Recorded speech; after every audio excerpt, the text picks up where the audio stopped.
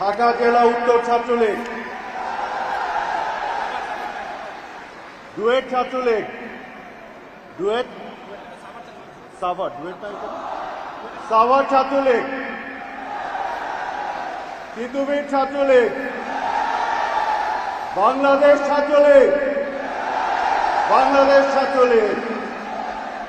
আমি বাংলাদেশ ছাত্রলীগের আয়োজিত এই অনুষ্ঠানে বাংলাদেশ ছাত্রলীগের সংগ্রামী সভাপতি সাদ্দাম এবং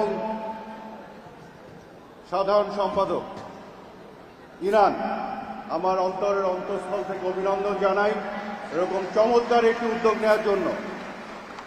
ঢাকা মহানগর উত্তরের প্রেসিডেন্ট রিয়াজু এখানে আছে।